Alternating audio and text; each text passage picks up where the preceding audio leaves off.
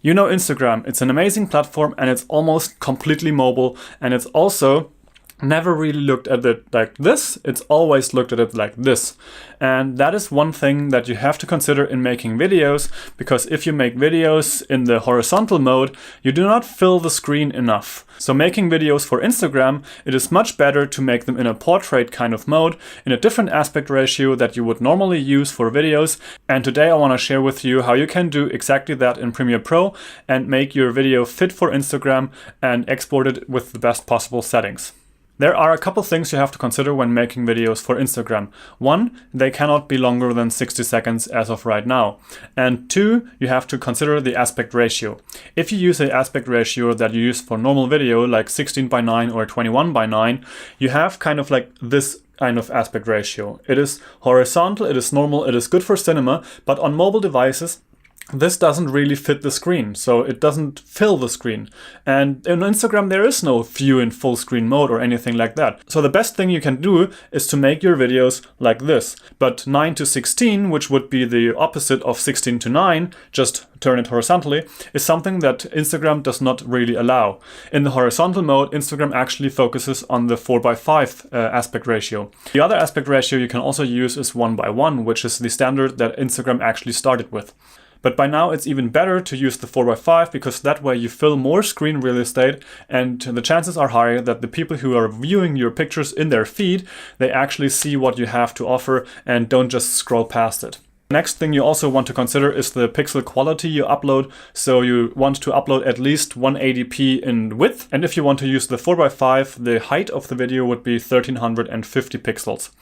If you do the square, it's 180 by 180. But if you actually want to make a video for your Insta story, that is a completely different aspect ratio again, and that would be 900 by 1600. And the second thing about the stories is they can only be 15 seconds in length. But all that combined, let's jump into Premiere Pro and I will show you how you can actually do that and make your edit fit for Instagram. As you can see right here, I have an edit that is currently made for 16:9 viewing, either on YouTube or maybe even Facebook. But Facebook and Instagram both actually work better if you have a video that is made for that platform. For example, the 4:5 in the portrait mode and not in the horizontal mode. So what I did here is I right-clicked on the sequence and copied or duplicated the sequence and made a second one that is like this. And how you can achieve this aspect ratio is just by clicking on sequence settings, and inside the sequence settings you can change the frame size, and the frame size in this case is 1842 and 2304. What you actually can also do is just create a new sequence. Let's say we want to make it an AVC HD Full HD. Just create that sequence, go into the sequence settings again, and in here you can then go to custom and change the aspect ratio right here to 1080 in width, and the height would be 1080 in this case for a 1:1 video, or if you want to do a 4:5 in portrait, it would be 1350. So this would be a 4:5 video. Let's click OK here. Now we have a sequence that is in the portrait mode, and what we can do right here is we can go back into the sequence that I shot in the beginning, copy everything and paste it into this new sequence that is the different aspect ratio. Now as you can see, this footage will not fit perfectly, it will actually look a little weird, and that is because the clips are actually out of frame. So if we actually click on a clip and say we want to do the motion stuff, you can see that it's up actually to the left and right, it goes out of frame, and to the top and to the bottom it actually doesn't fill the frame. So to actually fix this and pull everything up to the normal frame size, you would have to do this manually. But there's actually another trick you can use, is just remove everything from this sequence again. Basically just drag and drop that sequence into the new aspect ratio sequence and say keep existing settings. What will happen is the same thing as before. The movie is actually not fit for the screen size. It's to the top and to the bottom there's missing stuff, and left and right it's obviously going out of frame. But what we can do here is we can just scale this up, and it scales everything. So now we have actually scaled the whole sequence up to the new frame size, so it fits into the 4:5 aspect ratio. But what will happen there is that things that were not in center of the frame are actually no longer visible sometimes, or they are cut off in weird ways. What we can do there is actually just move the position. So we can actually go into the sequence, into the effect settings, and then we keyframe the position of the clip and move it around as we need.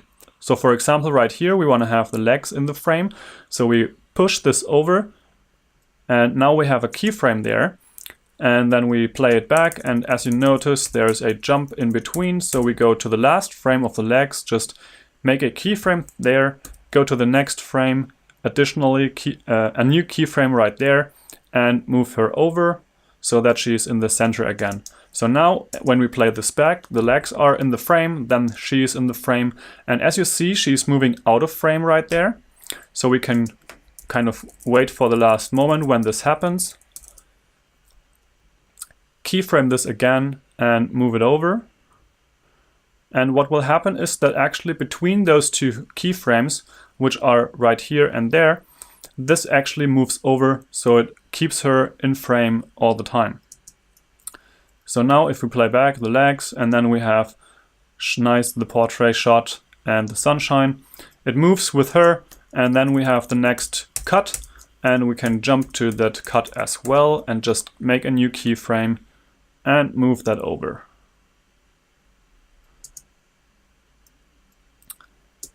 So this is one way to do this with the sequence just nested. The nice thing about this nested sequence is that once I edit something inside the old sequence, it actually also changes in the new sequence. However, that can be a very bad thing if I, for example, cut something and make the old sequence shorter. The new sequence also gets shorter and the keyframes will no longer be in the right position. So that is one thing to be aware of. So you want to do this after you have done everything else. The alternative to all this is to just copy the old sequence, duplicate it, open this up, and as you can see, it's again the full frame version, and I have everything down here as well. And I can change the aspect ratio of the sequence. So I go in here and go to custom, and let's say I want to make it 180 by, let's say we want to make a square. We say yes, and now this is a square. And now I can go in and just change the position of the clips by itself. So we want to move this one over. And then the next one comes in and we want to move that over as well. And you would want to keyframe this again because she's always moving. And yeah, so this way we have a nice edit for Instagram. And I have the finished one that I did here, where I have first the legs, then the nice move, and I also keyframed this move to keep her nice in the center. And then I also have these other two cuts, and I will have this kind of 15-second clip replayed in the video right now, once in the normal full HD version with the music and exported normally, and also then with the Instagram edit with music and everything. So let's go into that.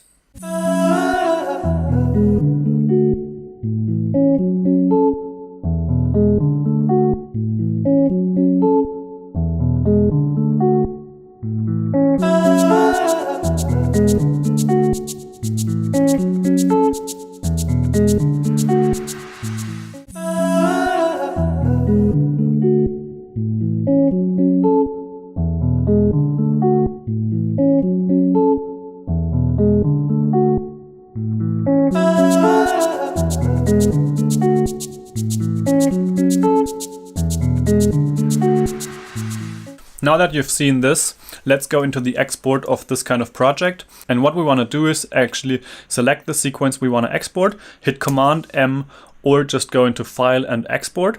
Then the export window will open, and as you can see, the aspect ratio of this is different than it would normally be, of course. So we can go in here, select our standard YouTube settings, and match source. So this is actually very important that you click the match source in the width and height settings, and then you can just add it to the queue like normal. The alternative would be to use this match source high bitrate, so it actually would do everything as best as it could, basically use the high bitrate and just do a nice export of this with the match source as well in terms of the width and the height. And again, I want to stress this, the width and height is very necessary. If you do not do this, but actually do something like 1080p, let's say, you actually get black bars to the left and the right, and obviously especially for Instagram, you do not want that. So match source right there, and then you can export this clip and queue it again, because you can still edit while you have stuff in the queue, and then you can export it once you, I don't know, grab a coffee or meet some friends or something. I think having this kind of edit for Instagram is a great way to kind of improve your profile and get people to actually watch the movies or the videos you're uploading. This way the videos just look so much more interesting instead of having the normal 16:9 on a phone that you cannot turn, because the videos are not able to kind of go into full screen or something on Instagram. On YouTube, however, I would definitely shy away from a video like this and always produce stuff in 16:9 or maybe even 21:9. The other platform where you can also think about this kind of video aspect ratio is Facebook. Many people upload that stuff there as well in the portrait mode, because Facebook is also a platform that is very mobile, and that way you can get more real estate in the feed. However, Facebook actually has the possibility to turn the phone over, so you could also view it in normal landscape mode. But I think if the video is well put together and a really nice edit, people will not mind watching it in the normal phone mode, like the normal portrait mode. If it looks nice, I think that is just fine as well. And again, it gives you much more screen real estate and people don't have to turn their phone. I hope this video was helpful for you. If you liked it, please give it a thumbs up and share it with someone. Also, subscribe to this channel for more videos like this. Leave questions in the comments down below, and I will also have a link in the description below where I have a playlist about all kinds of stuff about video making, photo gear, and all kinds of editing stuff as well. I will see you in the next video. Enjoy the sun and make it your life. Bye.